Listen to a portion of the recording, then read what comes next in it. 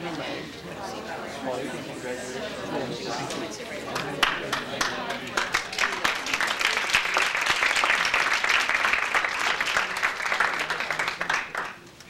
love the way you started the applause there. That was beautifully done. Here's the guy. All of us could babble day and night, but it would never work without, well, right there. A wonderful person. This, I must be very careful. It's a very powerful minute for me. I was born in Cody, raised in Cody, Wyoming. The war started when I was 10, and my brother was 11, and we lived in Cody, Wyoming, a very safe place. Well, the war went on.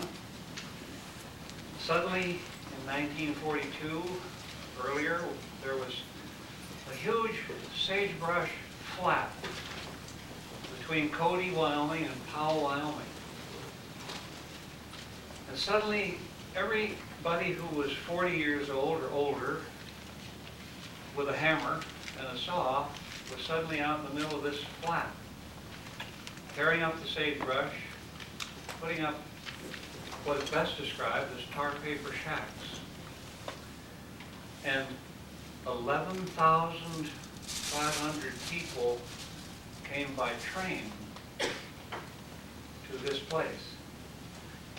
What looked like boxcars. That was Heart Mountain Relocation Center, one of the big ones.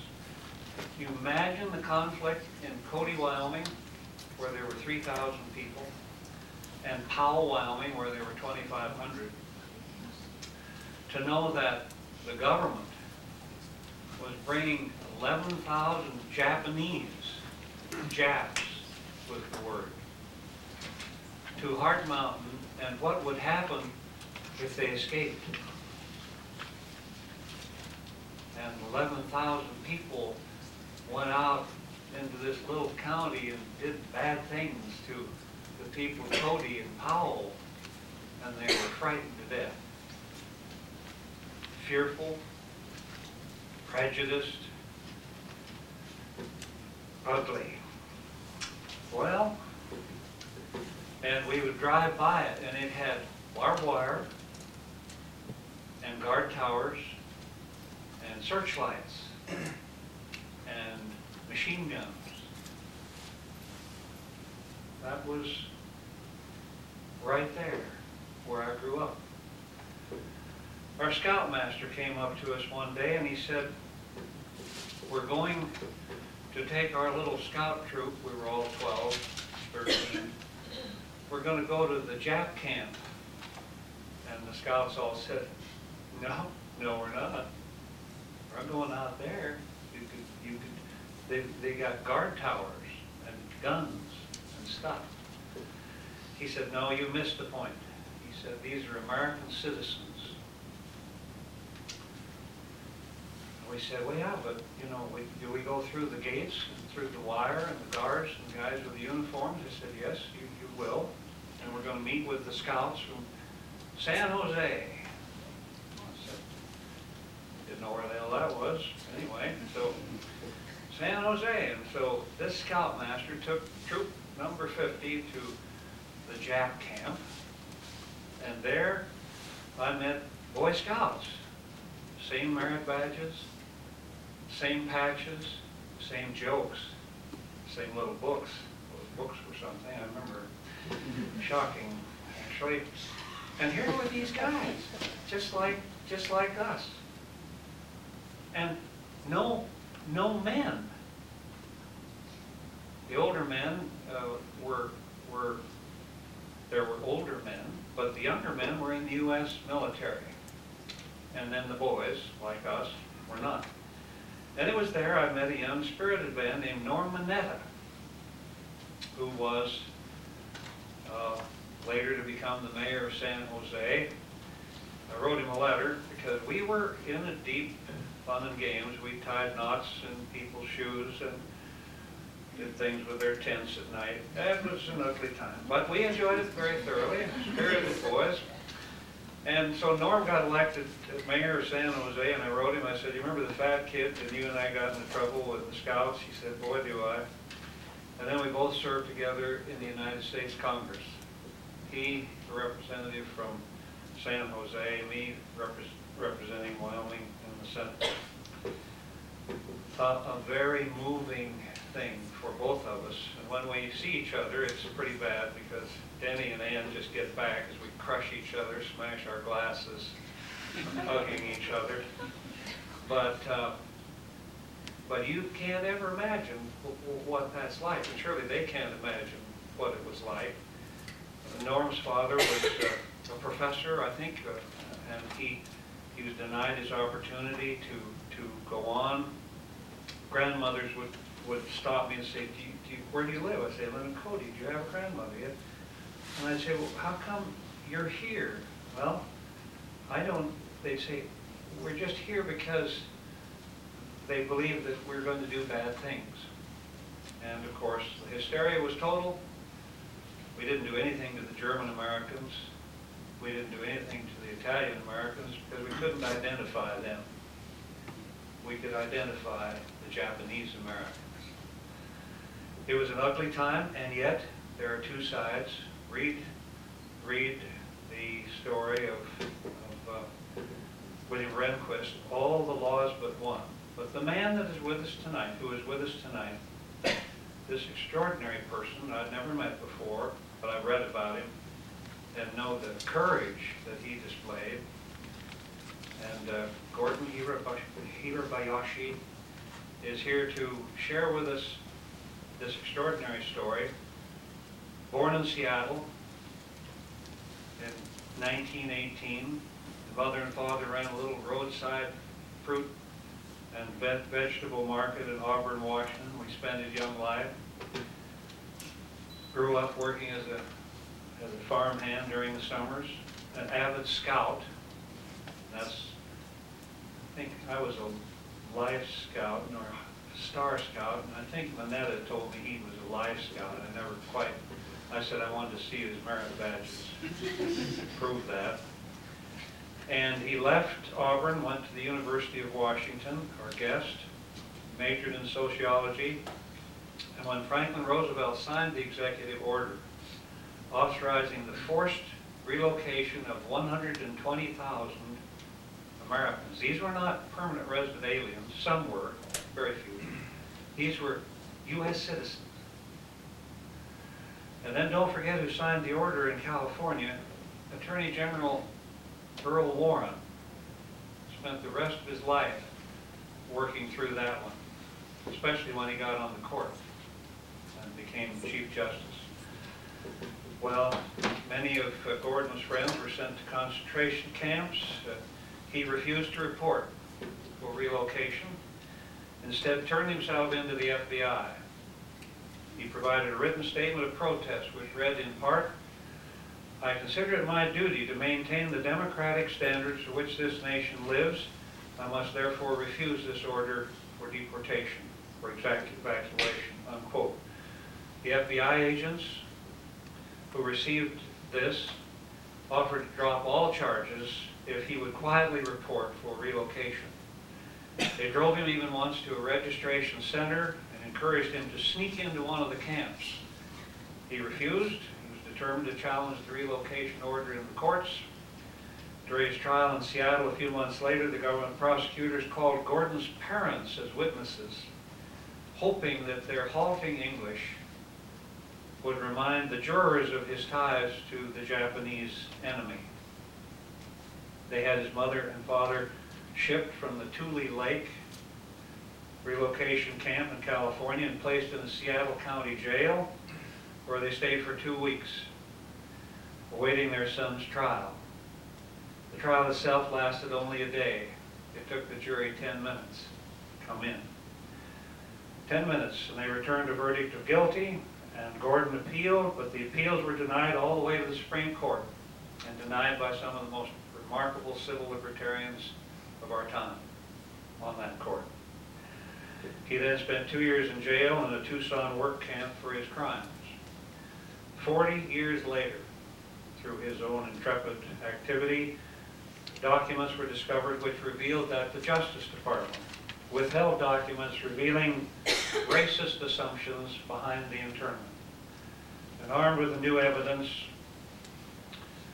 Hirabayashi reopened his case and took it once again to the Supreme Court.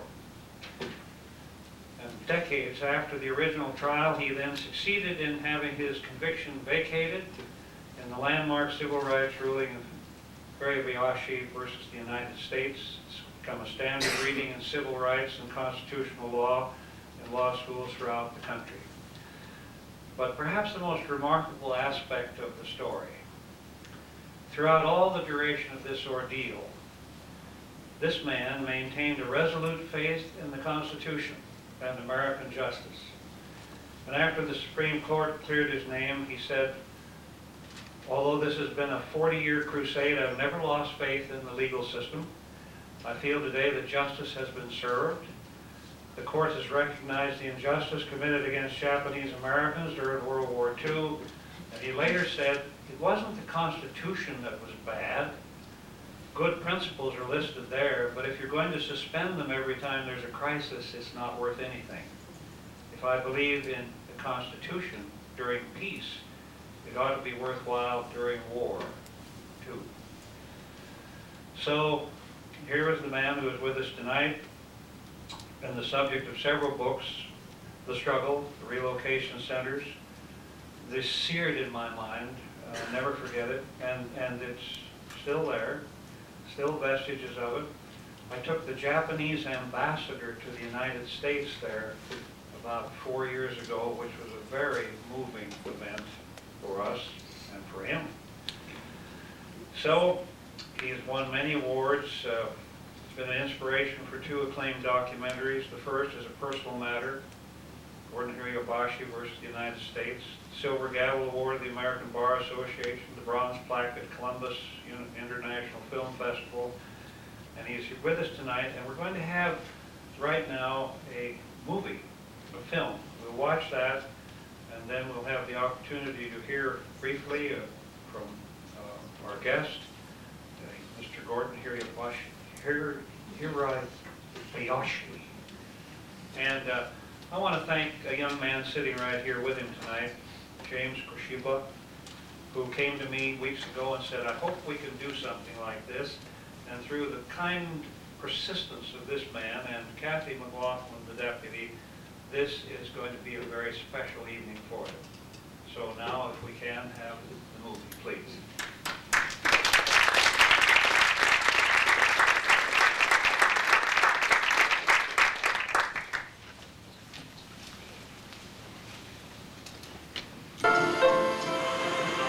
There was a time when our Constitution was tested and found wanting. In the terrible early months of World War II, the President of the United States made a fateful decision. With his approval, more than 100,000 Americans were incarcerated solely because their ancestry was Japanese. Only 3 individuals challenged this unprecedented order. One of them was a college student named Gordon Hirabayashi. Gordon has stood as a symbol and as a hero to the Japanese American community. He should stand as such in all eyes of all Americans, I believe, just from the standpoint of the constitutional grounds on which he fought this case. Gordon Hirabayashi fought the internment order all the way to the Supreme Court. He lost. Then he fought again.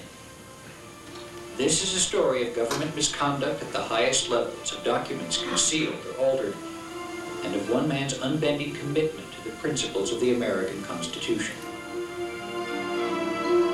If you have to suspend the Constitution every time you run into a crisis, it's not very useful.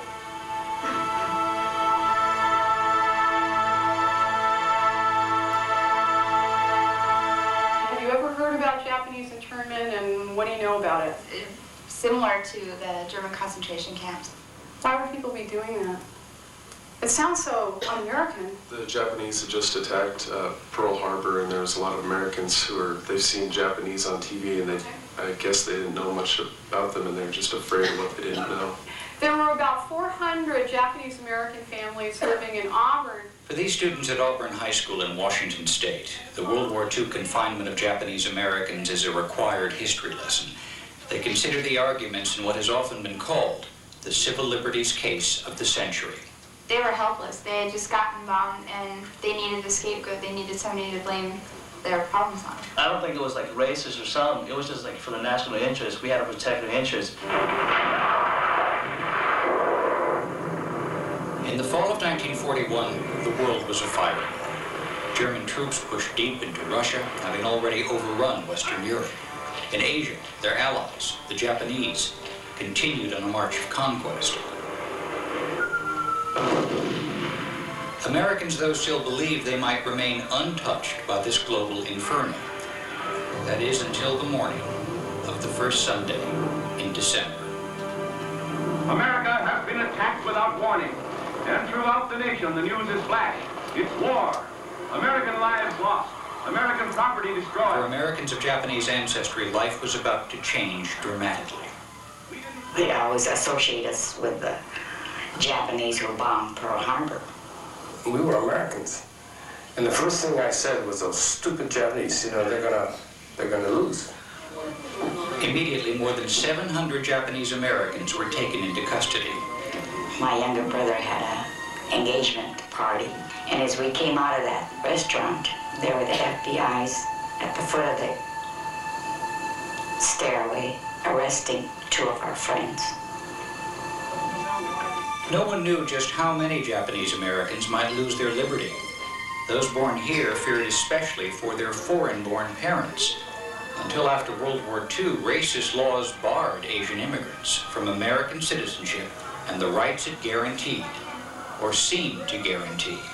Some of my parents' generation, the more cynical of them, said, hey, if anything like that happens to us, you'll be right in there with us.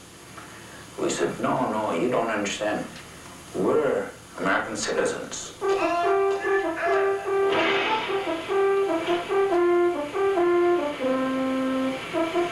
As the United States prepared for war, defenses across the Pacific crumbled before the Japanese juggernaut. Guam by December 13th, Hong Kong by Christmas, Manila by New Year's, Singapore by early February. For young soldiers like Bill Cubitt, it was a time of terror. Japan was on a roll. It was like a football team was winning 48-0 in the fourth quarter. The entire West Coast, with its numerous defense plants and military bases, was abuzz with false rumors that Japanese Americans had helped coordinate the attack on Pearl Harbor, that they were sending signals to offshore submarines. The question was, what would happen if a landing took place on our shore? What would happen? Every Japanese American was suddenly a suspect. There you are. You were an officer in Hawaii at that time. Friends for more than half a century, Gordon Hirabayashi and Helen Strickland were both students at the University of Washington when the war began. People were so frightened of the Japanese, so that anybody who had been Japanese American, had been living here, they were extremely suspect. And if your friends if parents couldn't speak English, they just knew that they had a direct line to Japan. Abruptly, we had to face the fact that we weren't the same as other Americans. Soldiers filled the streets. Calls to remove Japanese Americans from the West Coast filled the air. They all demanded it. All the governors on the coast, I believe all the congressmen, and the mayors, all the American Legion groups, and the press.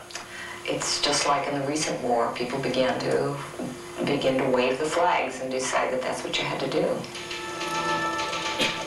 Publicly, officials accused Japanese Americans of espionage, though government investigations had reached a different conclusion.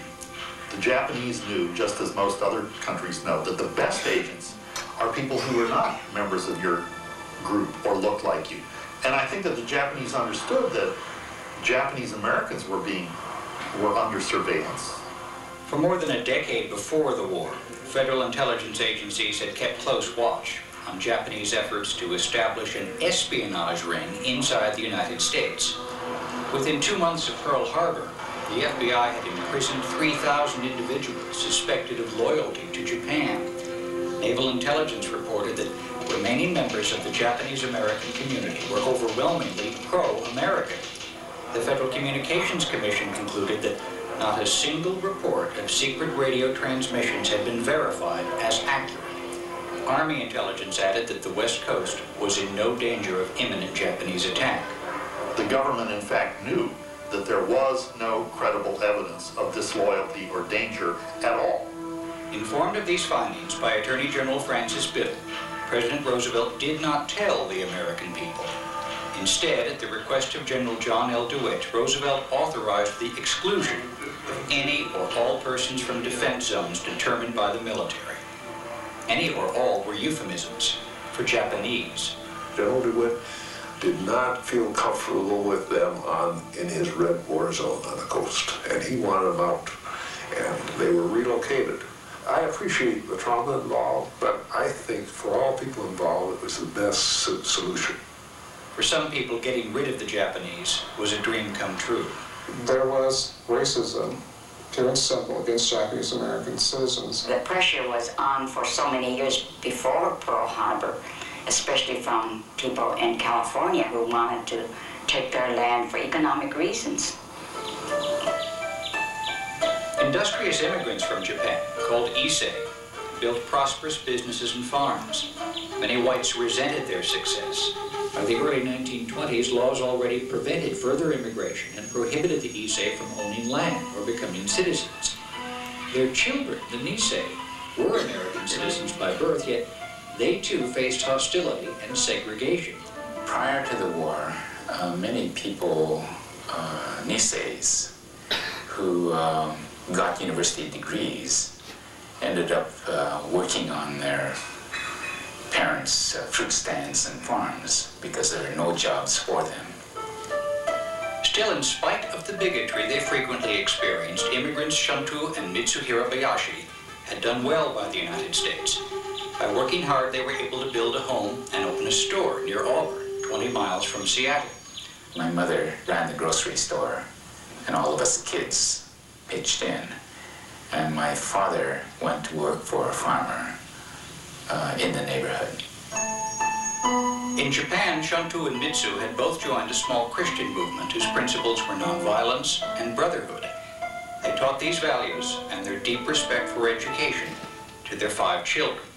It was just a sort of an assumption that without any question we were all going to college.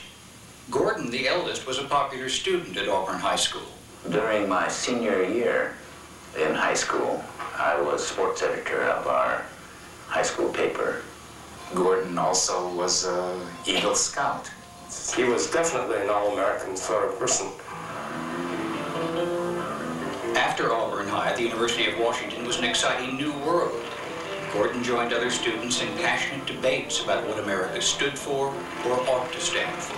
I'm learning about democracy, the Constitution, the Bill of Rights, the preamble to the Declaration of Independence. We hold these truths to be self-evident, things like that. And I'm eating that up, really subscribing to it. His ideals and commitment were about to be tested. As his first wartime emergency measure, General DeWitt imposed an all-night curfew. The curfew applied to all the enemy aliens, the German, Italian, and Japanese aliens, plus all other persons of Japanese ancestry. Well, all other persons included me.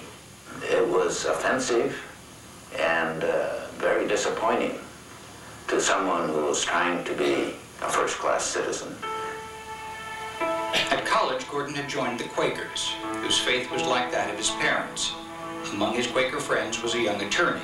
He telephoned me and said, "Do you agree that under the 5th Amendment, I don't have to obey the curfew set by the general?" I said, "I agreed." He said, "Well, that's fine. I'm not going to obey it." One evening, Gordon returned to the university library, violating the curfew. He told his parents. Gordon was at the university and he had to come home, and we were all in the economy market by the grand piano, which we had, square grand piano. And Mom said she was very worried about what would happen to Gordon. Gordon said, the principle is the important thing. You've got to stick by the principle. On March 24, 1942, the first evacuation orders were posted on Bainbridge Island near Seattle. All persons of Japanese ancestry, including American citizens, were required to leave the island for a detention center in California. The exodus was on. A caravan of Japanese-owned trucks and pleasure cars heads inland from the Pacific. They are allowed all the personal belongings and household goods they can carry. Escorted by troopers, they go to make their homes under Uncle Sam's surveillance for the duration. The government is erecting model camp towns, towns in which they'll live unmolested, not as prisoners, but free to work and paid by the United States government. Yes, all the comforts of home. The Japanese in America are finding Uncle Sam a loyal master despite the war. In fact, most evacuees were allowed only one suitcase. Businesses, homes, farms, lifetimes of effort were left behind. There were no security checks made by the United States government regarding the loyalty of the persons they were removing. If they were of Japanese ancestry, that was it. They had to go. My parents were moved from their home eventually to the Tule Lake concentration camp in Northern California. In Seattle, Gordon helped the first persons ordered to move find storage for their belongings. They packed their things away and left them here. There's a lot of books, clothes, pots and pans, personal belongings, all these different trunks. When Jan Johnson bought the old Panama Hotel, she was surprised to find that its basement was a time capsule. There, under half a century of dust, lay what Japanese-American families had hastily left and never reclaimed.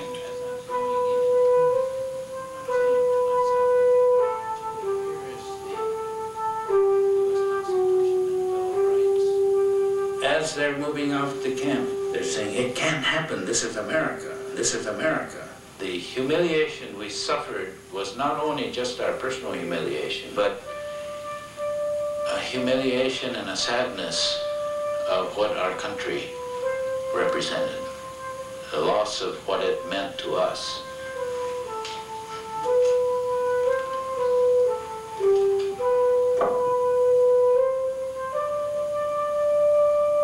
If you had been singled out to go into a relocation camp, how would you react? Would you hide? Yeah. Okay. Would anybody else refuse to go? I'd be very against it. It's against my views, and I wouldn't be able to handle it. Okay. I wasn't in the situation, but I think I tried to be outspoken, bring some attention to it, Gordon Hirabayashi did just that. On May 12th, he was ordered to report for internment. It was such a violation of the Constitution that I thought, if I am to uphold the Constitution, I must reject this exclusion order. So I was not on the last bus. A few days later, he turned himself into the FBI. The agent asked if he'd also disobeyed the curfew. I said, what were you doing the last couple of nights after 8 p.m.? Were you out? And he says, yes. I said, well, so was I. I was living like an American, and I had things to do, so I was out too. He says, oh, you violated the curfew order, so that's count 2, and he added that in.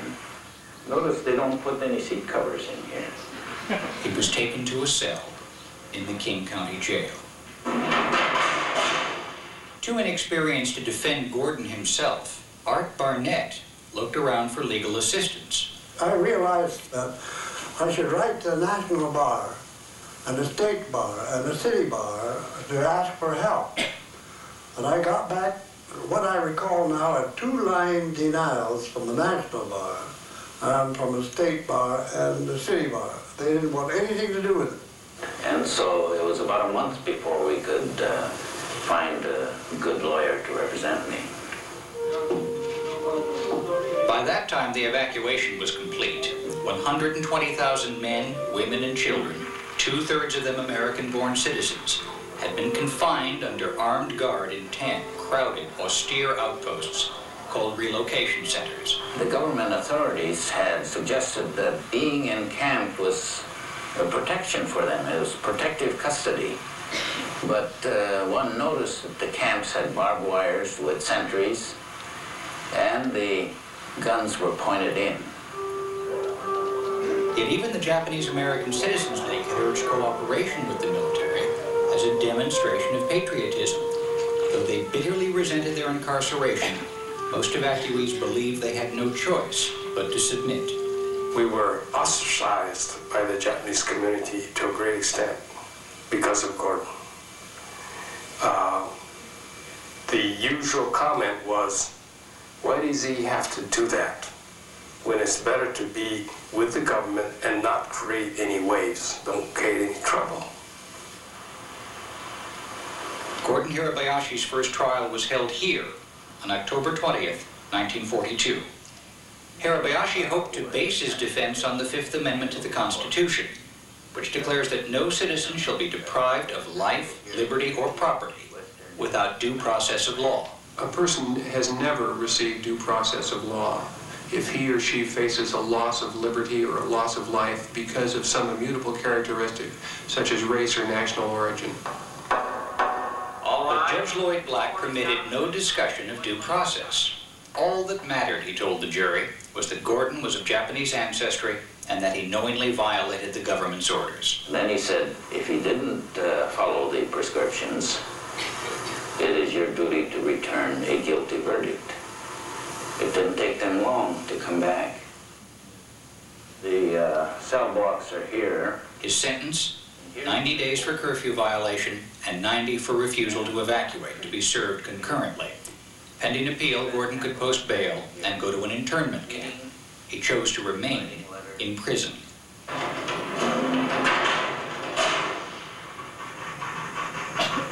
After 9 months behind bars, Hirabayashi was released on bail and allowed to live in Spokane, outside the war zone. I was looking forward to the vindication that I would get at the Supreme Court level. I didn't see how they could turn me down. But on June 21st, 1943, the court unanimously upheld his curfew conviction. Where the peril is great and time is short, treatment on a group basis may be the only practical expedient, wrote Justice Douglas. I think the Supreme Court was reacting to a perceived national emergency, and I think the Supreme Court was taking the government's word that there really was a national emergency, that there really was a danger from the Japanese American community. The court ruled on the narrow issue of curfew in Gordon's case. It ignored the broader issue of the evacuation. Still, Justice Frank Murphy had grave doubts about the ruling. Today is the first time, so far as I am aware, that we have sustained a substantial restriction of the personal liberties of citizens of the United States based upon the accident of race or ancestry. It bears a melancholy resemblance to the treatment accorded to the Jewish race in Germany. Gordon Hirabayashi was ordered to report to a prison work camp in Arizona at his own expense. But he said, well, I'll be damned if I'm going to pay my way to go. I'll have to hitchhike. Fine, said the authorities in Spokane. Hit the road. And it took him about a week, sleeping in ditches when he had to. I thought security concerns should be a little more sensitive, rather than to let me go 1,600 miles on my own, committing espionage and sabotage all along the road.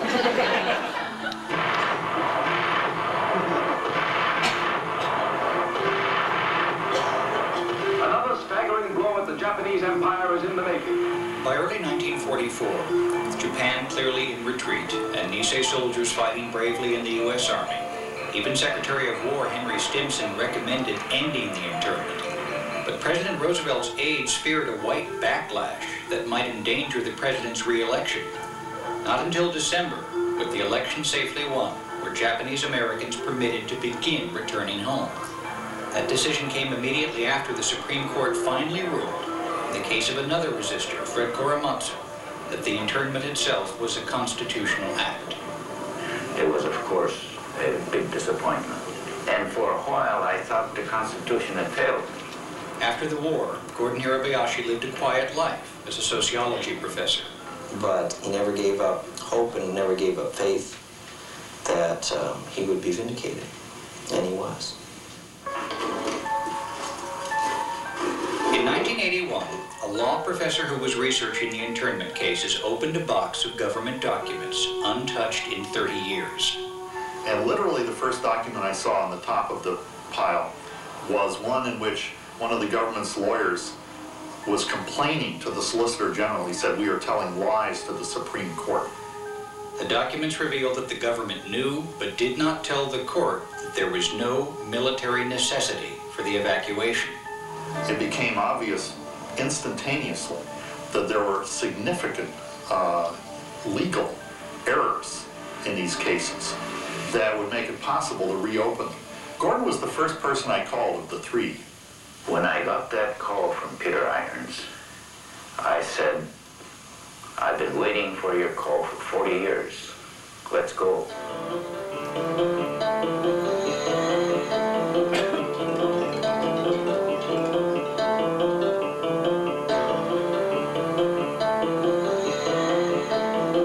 Under a law called Coram Nobis, resistors Gordon Hirabayashi, Min Yasui, and Fred Korematsu were granted new trials because of government dishonesty. There must have been 50 to 60 attorneys volunteering on the case at any one time. The attorneys all worked without pay, and it wasn't just lawyers. We basically targeted the Japanese American communities, knowing that everybody was familiar with Gordon's case. In 1985, Gordon Hirabayashi entered the same Seattle courthouse he had been convicted in 43 years earlier. This time, when we looked around, the courtroom was packed with Japanese American citizens who basically were there to cheer him on, quite different from 1942 when he was the only Japanese American in court. Hirabayashi's legal team presented reports which had been deliberately altered by government officials, and other reports that were concealed from the Supreme Court because they contradicted the official position that wartime emergency, not racism, was the reason for the internment. We were charging governmental misconduct. In essence, the government had lied to the United States Supreme Court. We really turned the tables. 40 years ago in the same courthouse, Gordon was on trial. This time, the government was on trial. On February 10, 1986, federal judge Donald Voorhees issued his verdict. The room was filled, hushed, and when Judge Voorhees came out with his verdict saying he was innocent, I'm sure we must have all yelled and hugged each other. We were really very happy because, you know, it seemed like we were on trial too. He represented all of us. You know, we teach about you at the University of Washington. Gordon Hirabayashi finally won the battle he had fought for nearly half a century. Yet it's far from certain that the events of 1942 could not happen again. This country, like any country, is prepared to panic. And it takes a special kind of courage and a special capacity for the long view to enforce a constitution in wartime when the entire public is demanding that you do something else. Michael Gillette was a college student when he first read the Hirabayashi case and was so moved he decided to pursue a career in law. He says the only real protection we have against a repeat of the internment tragedy is for every citizen to take constitutional principles to heart, like Gordon did. The Constitution is a personal matter. It's not just a piece of paper. And until one feels it as a personal matter, it cannot have the value that it deserves to have, and our liberties will not be as protected as they ought to be. In the fall of 1991, Gordon Hirabayashi visits Auburn High School, his alma mater. I had said, charge me with something. Ancestry is not a crime. It was something that I couldn't accept myself and still maintain an honest feeling that I was a proud American citizen. I wasn't, unless I took a stand.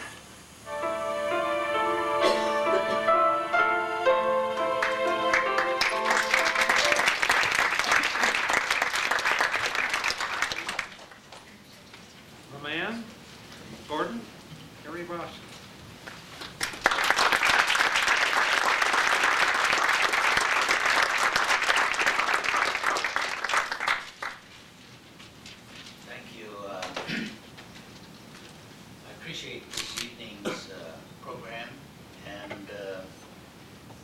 I'd like to read just a few summary additions before we move into questions and comments.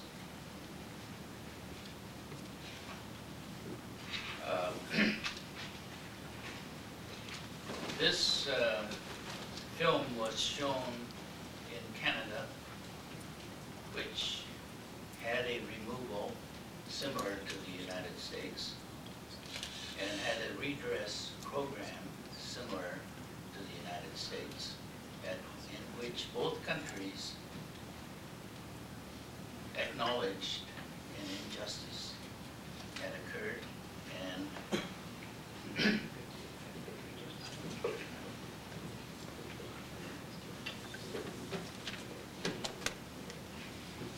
wish to take steps that would help to make that kind of event less likely to occur. We have always had the Constitution with us all these years, and many of us have felt that we've got that Constitution to protect us. But it takes a crisis to tell us that unless citizens are willing to stand up for it, it's not worth much more than the paper. I'd like to read something that the Canadian government issued on September 22, 1988, after having learned that the United States had taken a similar position. This is a Prime Minister speaking in Parliament.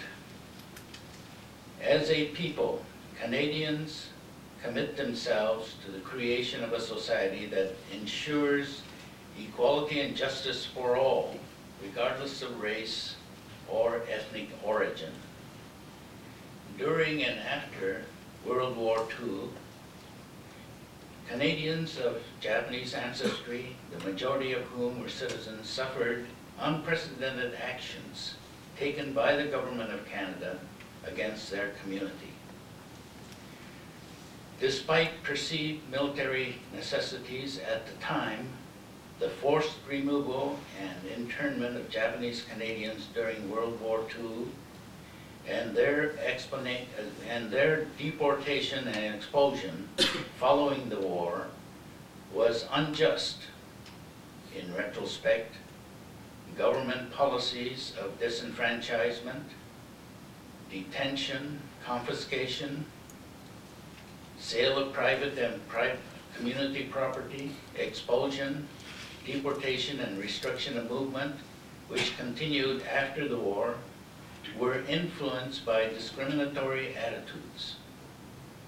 Japanese Canadians who were interned had their property liquidated, and the proceeds of sale were used to pay for their own internment. The acknowledgement of these injustices serves notice to all Canadians that the excesses of the past are condemned and that the principles of justice and equality in Canada are reaffirmed. Therefore, the Government of Canada, on behalf of all Canadians, does hereby, 1, acknowledge that the treatment of Japanese Canadians during and after World War II was unjust and violated principles of human rights as they are understood today. 2, pledge to ensure, to the full extent that its powers allow, that such events will not happen again. And 3, recognize with great respect the fortitude and determination of Japanese Canadians who, despite great stress and hardship, retain their commitment and loyalty to Canada and contribute so richly to the development of the Canadian nation. The second statement I'd like to read might be stated as an American statement.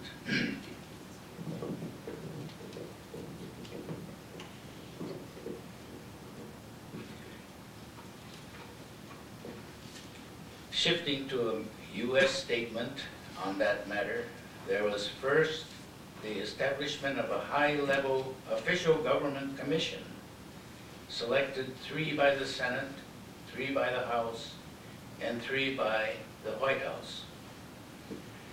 This Commission on Wartime Relocation and Internment of Civilians, the acronym for which was pronounced for short CRIC, was formed in 1980 with a 2-year time to complete its report. That report was published in 1982. Personal justice denied, 467 pages. Original publication printed by a U.S. government printing office is now out of print. A new printing has been published by the University of Washington Press, 1998. Here below is a paragraph from the summary which captures the conclusion of the evidence uncovered in the 467-page report. And this is the paragraph on page 18. The promulgation of Executive Order 9066 was not justified by military necessity. And the decision which followed from it, detention, ending detention, and ending exclusion, were not driven by analysis of military conditions. The broad historical causes which shaped these decisions were race prejudice, war hysteria, and the failure of political leadership. Widespread ignorance of Japanese Americans contributed to a policy conceived in haste and executed in an atmosphere of fear and anger at Japan. A grave injustice was done to American citizens and resident aliens of Japanese ancestry who, without individual review or any probative evidence against them, were excluded, removed, and detained by the United States during World War II.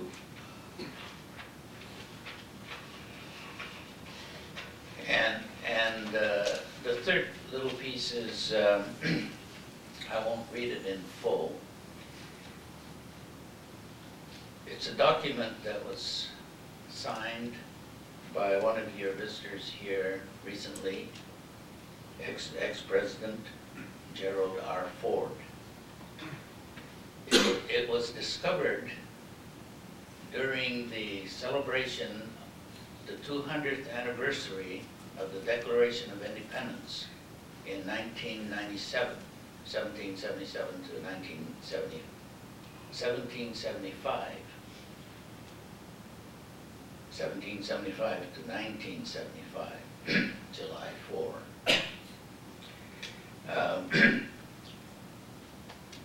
It was discovered that Executive Order 9066, which authorized all of these detentions and so on,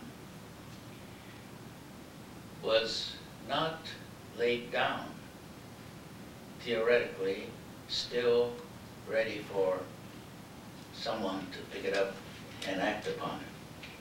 And therefore, when it was brought to the President's attention, he wrote, in essence, this, which I'll read in part, an American promise by the President of the United States of America, a proclamation. In this bicentennial year, we are commemorating the anniversary dates of many of the great events in American history. An honest reckoning, however, must include a recognition of our national mistakes as well as our national achievements. Learning from our mistakes is not pleasant, but as a great philosopher once admonished, we must do so if we want to avoid repeating them. February 19th is an anniversary of the sad day in American history. It was on that date in 1942, in the midst of the response of the hostilities that began on December 7, 1941, that Executive Order 9066 was issued, subsequently enforced by the criminal penalties of a statute enacted March 21, 1942, resulting in the uprooting of loyal American citizens. Tremendous effort by the War Relocation Authority and concerned Americans for the welfare of these Japanese Americans may add perspective to that story, but it does not erase the setback to fundamental American principles. Fortunately, the Japanese American community in Hawaii was spared the indignities suffered of those on our own mainland. And then he concludes, "Now therefore I, Gerald R. Ford, President of the United States of America, do hereby proclaim that all the authority conferred by Executive Order 9066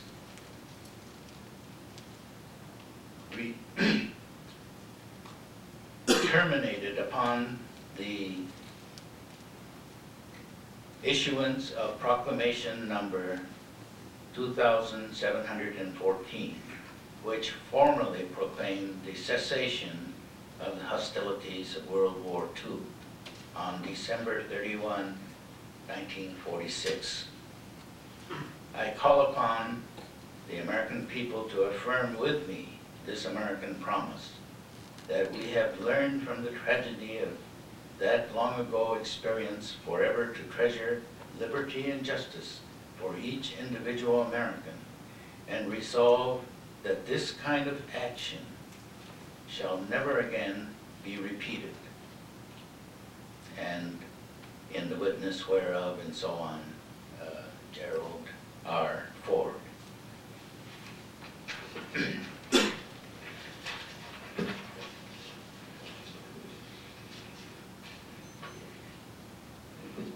I'd like to add just this one personal comment. Throughout the things that were described in the film, which took a period of 4 years or so over the events, it may seem to some of you that I was there determined to battle this thing to the hilt from the very beginning. It was something, that experience was something that grew with me as I moved along. I first obeyed the curfew order when it came down. I was like most of you, grew up, obey the laws, you know, that edict. And it was when my dorm mates, I was the only person of Japanese ancestry living in the University of Washington YMCA dormitory at the time, and 15 or so others took it upon themselves to be my timekeeper. And about 5 minutes to 8 p.m., the deadline, somebody would say if I'm still in the library or in the coffee shop on the Ave, "Hey, Gordon, it's 5 to 8, and I'd gather up my stuff and dash home. On one of the hurried trips home, I suddenly stopped. The thought occurred to me, why am I running back and my roommate's not? It only required that question to come up. The answer was known as soon as it was made aware. I turned around and went back. my dorm mates were surprised. They said, hey, what's happened? I said, well, you're still here. You have work to do. I have work to do too. And they never raised any questions. And nobody turned me in. It remained for one of my statements that I made, which the government picked up later when I turned myself in, when I couldn't agree with the uprooting.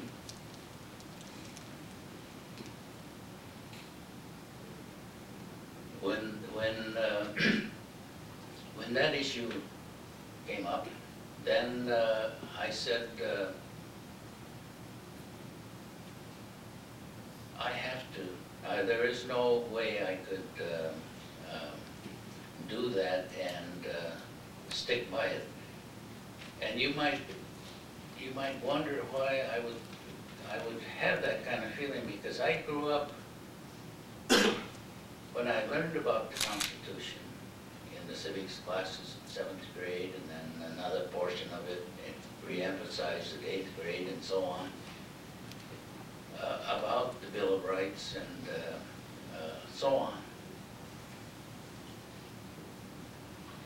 It was something that I treasured and adopted, while daily, on the other hand, I was experiencing racial discrimination and violation of the civil rights that this promised on the one hand.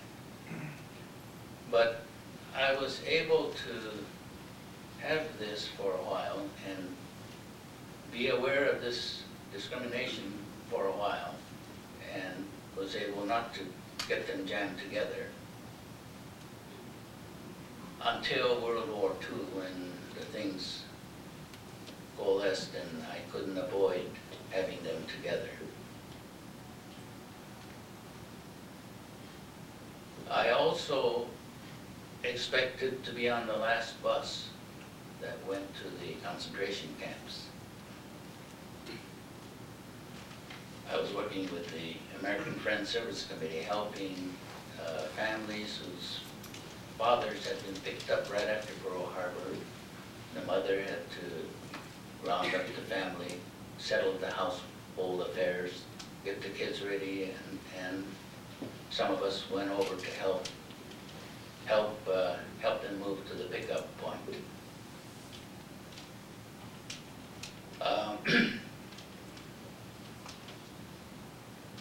And then an old statement just occurred to me again. If I couldn't abide by the curfew, how could I abide by this, which is the same principle violated, but it's much worse? And then I knew, once that I confronted that I couldn't go and still be the same person. So it was one by one that these issues came up, and it was these awarenesses that strengthened me in my stand. And it was not that I had this stand from the beginning and came through riding a mighty white horse or something. It came in ways in which I was able to grow up to it, and when it became aware to me, I was able to withstand it. I had friends that helped me, helped to stand with me, non-Japanese that were still out. I had Japanese people who criticized me for rocking the boat, but others who said, I'm glad you did it. I feel the same way, but I didn't have the occasion to take the stand you did. So I say just this much in the thing. I can't explain why it was that these things occurred the way they did. I'm grateful that they did, and I'm grateful that the events followed up to, it took a long time, 40 years in the wartime case, to the point where I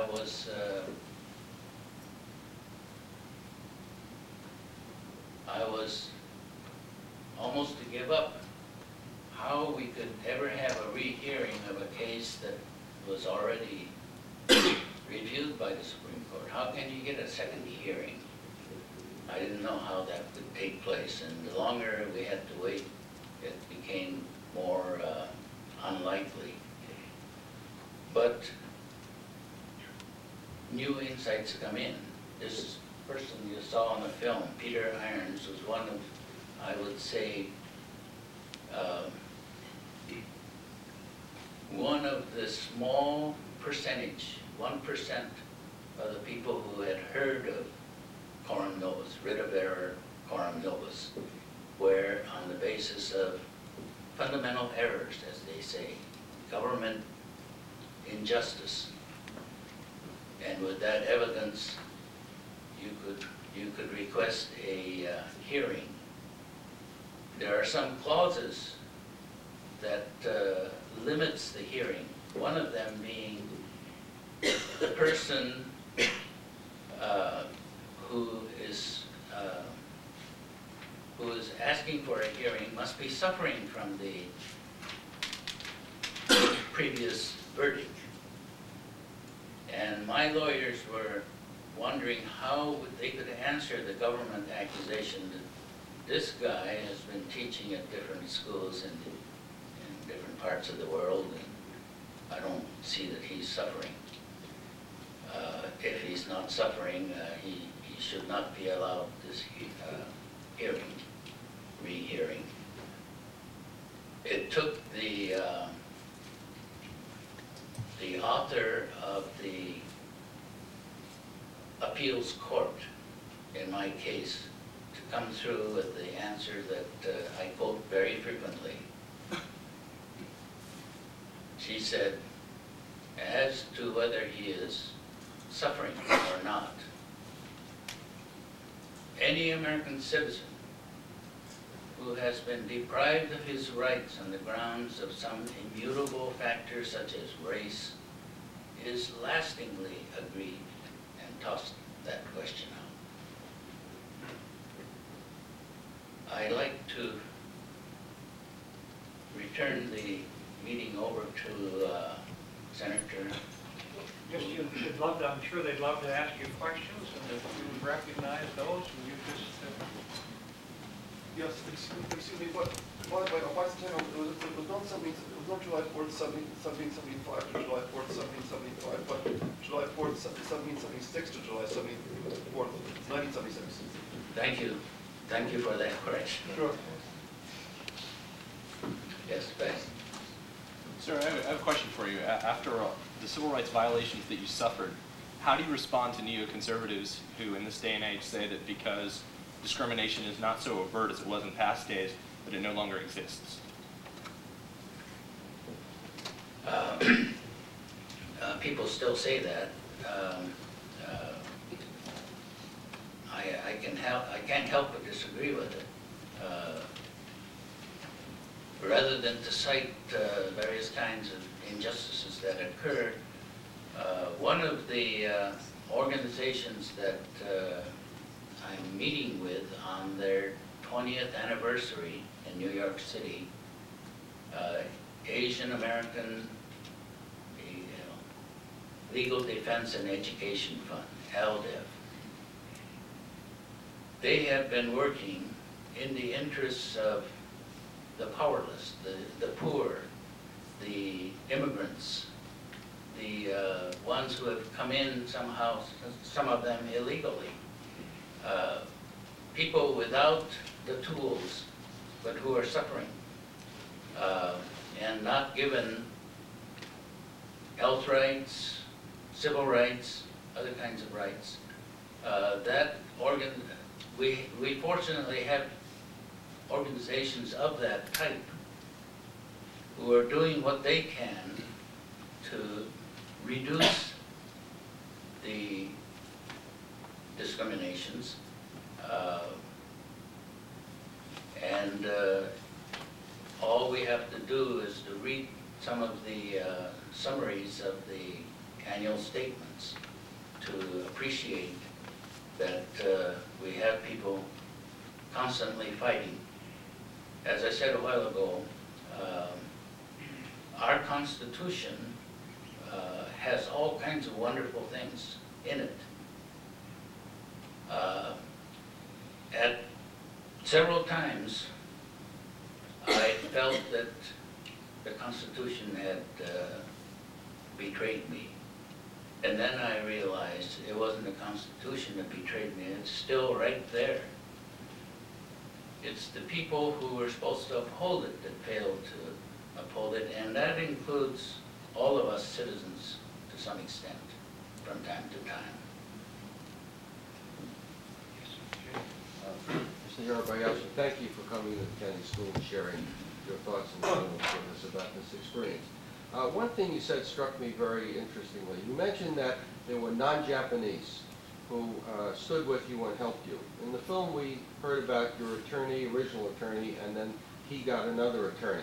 Can you tell us, were there any Americans, non-Japanese, at the time of the relocation order and the original events taking place that stood with you and helped you, and if so, how?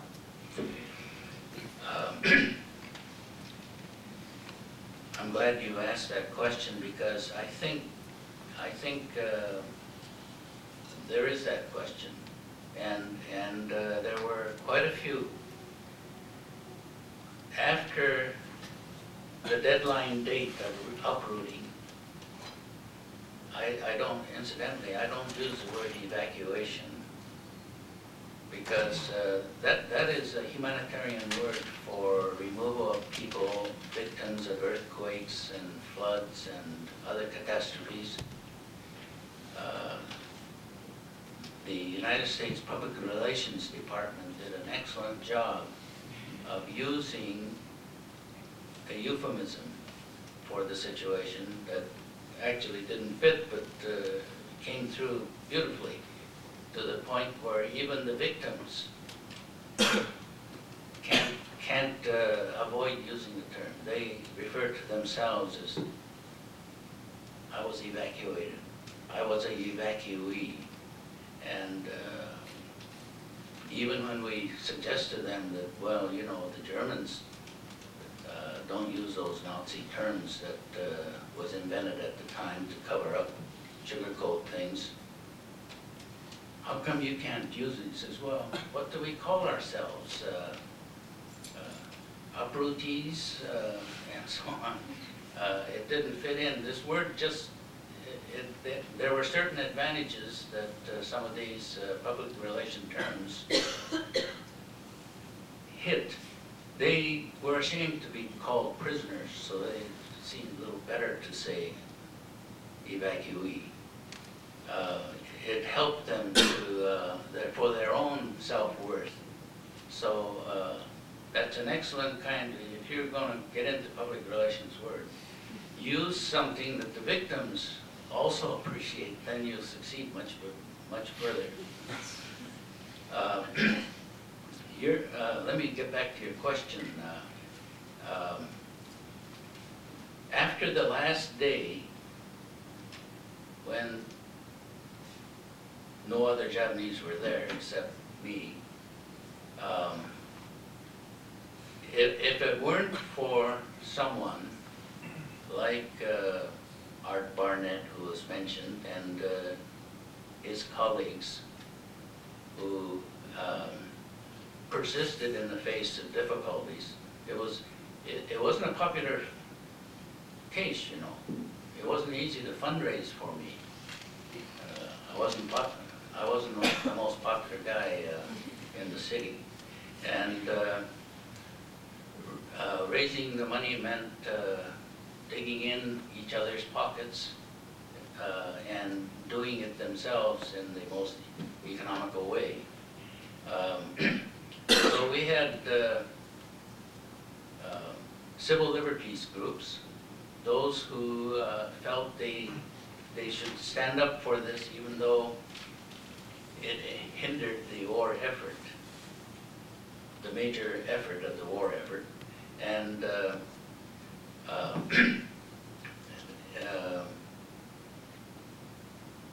if the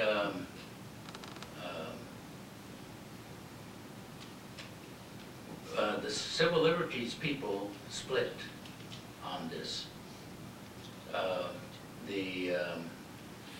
The founding executive secretary, what is his name?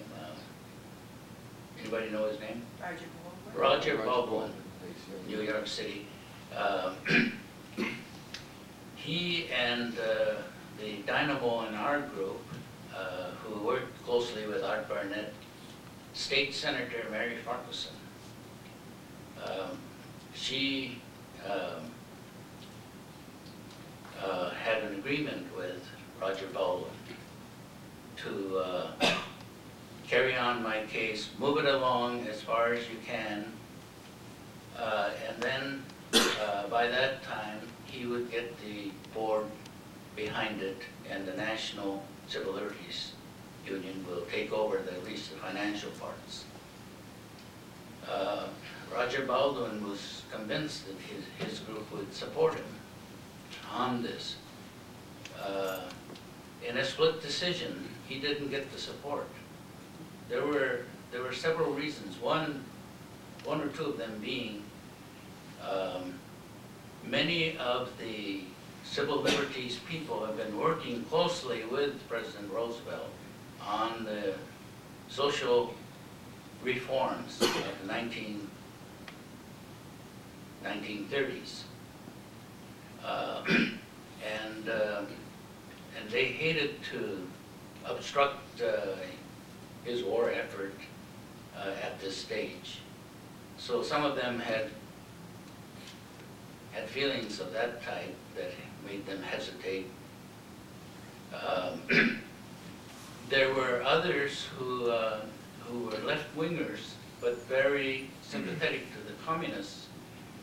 And at that time, Hitler was moving towards Russia, and there was a sympathetic following towards support for the defenders at Stalingrad and so on. And those people didn't feel like they could come through and obstruct the war effort. So there were factors of that type that created the split decision that was enough to defeat him. So we did not have the support of the American Civil Liberties Union. But the local group in Seattle, which became part of the Civil Liberties Union of the state of Washington, felt that they could take it themselves and will continue with it. And they named the defense team Gordon Hirabayashi Defense Committee. And popular or not, they raised funds as much as they can, and they hired lawyers to the extent they could.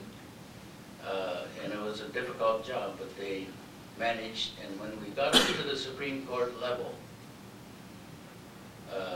there was a change in the position among the National Civil Liberties Union, and they came aboard and helped us at the Supreme Court level. Yes. Yes. Let's take this young lady and then to this, to Jim. Yes. Mr. Hirabayashi, I wonder, I'm glad that you have shared your experiences during World War II and fighting the relocation. And I was wondering if you wouldn't mind sharing a little bit more about your experiences immediately after the war. I know from my family returning from Tule Lake, the injustices continued when they returned to California, or when they returned to their communities in California after being evacuated, relocated. Returning back to the West Coast after it finally was lifted in early 1945. It wasn't easy. I can just give you a couple of illustrations to back up what you're questioning. I had a friend of mine who was with the occupation force in Tokyo, Japanese American. He was in high was one of the officers due for release. So he thought he'd ask for a special leave to get back to arrange for getting his housing back, was rented all this period. And even getting back to Auburn was difficult. This is 20 miles south of Seattle. People are commuting back and forth now, but he had to get the assistance of the American Friends Service Committee to find transport to get over there. And when he got to his house and knocked on the door, and the lady opened up and saw his face, she slammed the door. She was so surprised, I guess he should have warned her with a letter or something ahead. She just slammed the door, and he said, that was my reception. I was in uniform and everything else. And the other example is what Senator Inoue of the U.S. Congress said. He was coming across with a bunch of decorations and one arm less as a result of the war injuries. He thought, well, you know, he's going back to Hawaii after all these years. He'd better, you know, go to the barber shop and get it cleaned up. And he walked in, of course, with his uniform and everything. He was not accepted. He wasn't in Congress then, but he said, I was in uniform, but and the war was over, but feelings were still hostile. So it took a while for this, and the ones who braved it back faced some hostilities before things began to recover. Yes. Well, I'd also like to... Give your name and... My name is James Williamson, and I would also like to thank you for being here and commend you for your resistance. I wonder if you could explain what the difference was, if any, between your case, or among the three cases, your case, Mr. Korematsu, and the third person, if there were differences, what they were. And the impression given in the documentary is that there was absolutely no serious claim of any military necessity, and that this was revealed after the fact. Is that an accurate statement? Was there nobody in the military apparatus, the government, that was attempting to make any kind of legitimate claim about military, any sort of claim about military necessity? And finally, what happened with Justice Douglas? Did he subsequently change his mind and explain why he had, I think he may have later regretted his decision? I'll wait for that one too.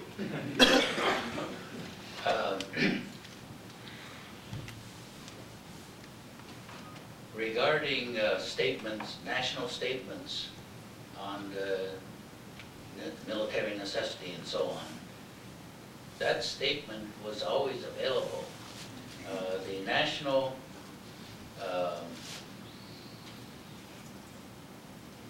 naval intelligence, the Army and Navy, in terms of the West Coast defense, decided to assign the military intelligence research to the Navy.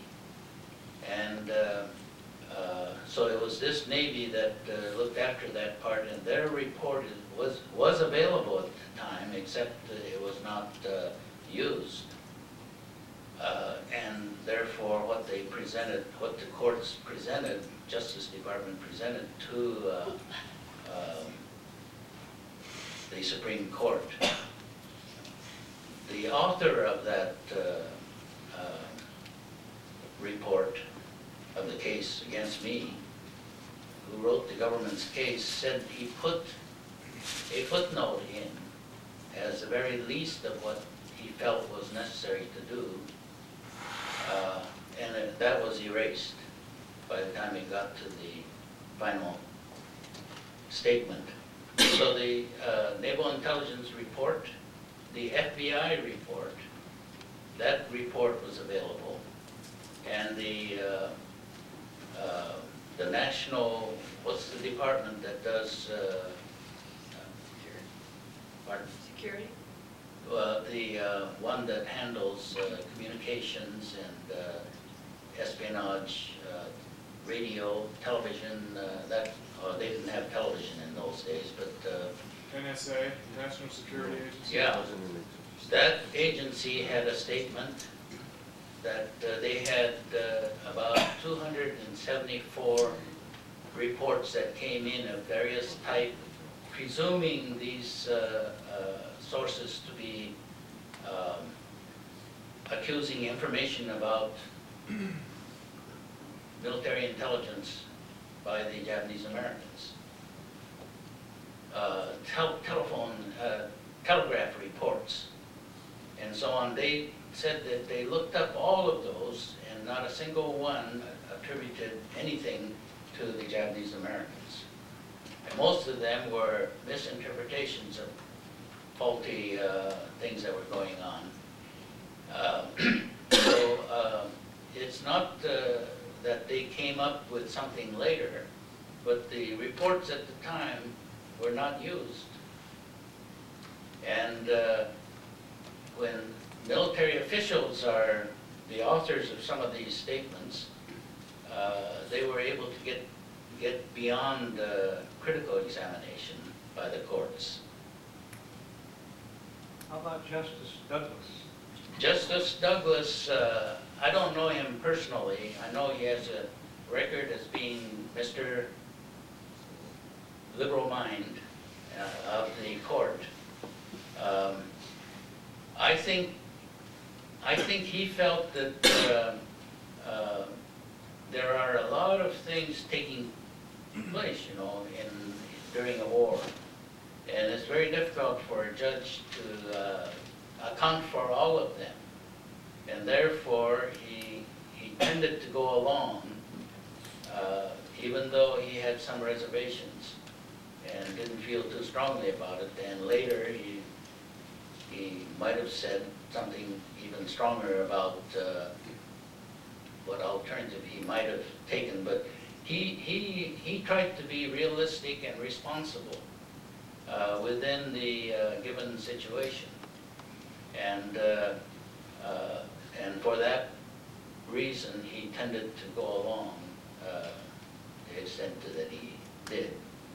That's as far as I know. Do you know something more to it? No, except it was a lifetime of his contrition, because he was a judge who was deeply embedded with the thoughts of civil rights and human rights.